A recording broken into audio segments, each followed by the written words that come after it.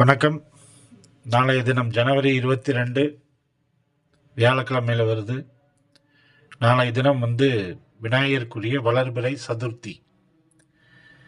இந்த சதுர்த்தியை முகுந்த சதுர்த்தி மற்றும் வர சதுர்த்தி அப்படின்னு சொல்லுவாங்க. இதை குறித்த பதிவை பார்க்கலாம் வாங்க.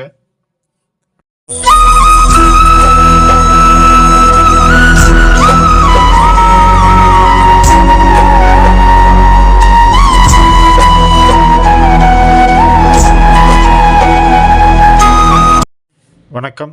நாளைய தினம் 22/1/2026 வளர்பிறை சதுர்த்தி வியாழக்கிழமையில் வருது. இது வியாழக்கிழமையில் வர்றதுனால ரொம்ப விசேஷமானது.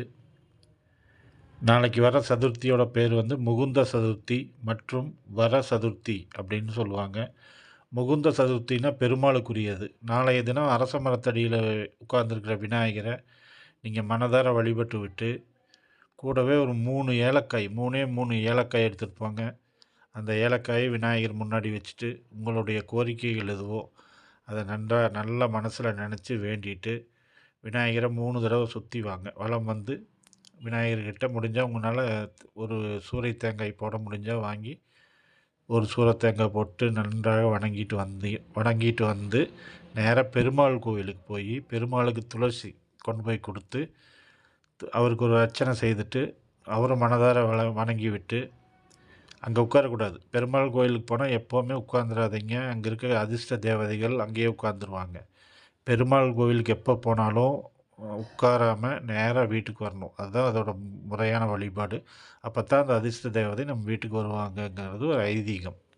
அதே மாதிரி பெருமாள் கோயிலுக்கு போகும்போது முதல்ல தாயார் சன்னதி, மகாலட்சுமியோ அல்லது ஆண்டாள் சன்னதியோ பெருமாள் கோயிலே உள்ளேயே தனியாக இருக்கும்.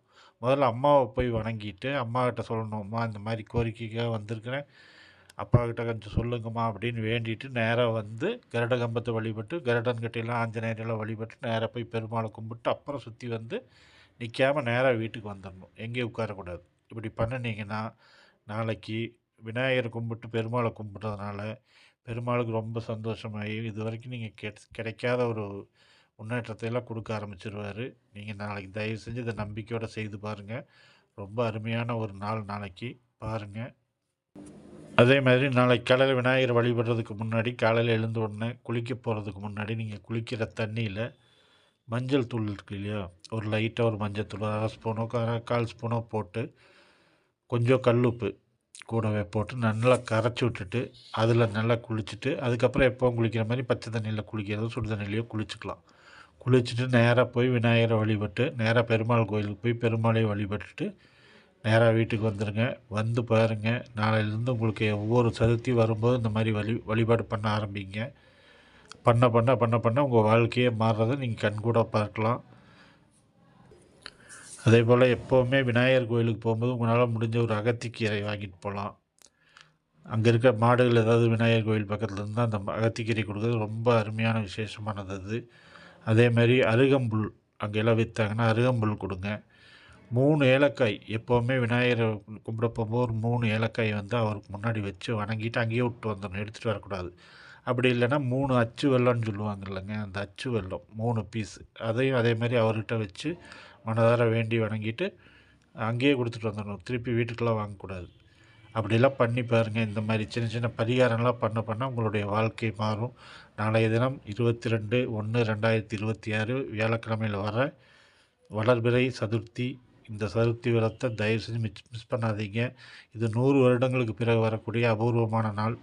எல்லோரும் நல்லபடியாக பயன்படுத்தி வாழ்க்கையில் உயர வேணும்னு இறைவனை வேண்டிக்கிறேன். இந்த பதிவு பிடிச்சிருந்தால் லைக் பண்ணுங்கள், கமெண்ட் பண்ணுங்கள், ஷேர் பண்ணுங்கள். என் சேனலுக்கு சப்போர்ட் பண்ணி ஆதரவு கொடுங்க. நன்றி நண்பர்களே. வணக்கம்.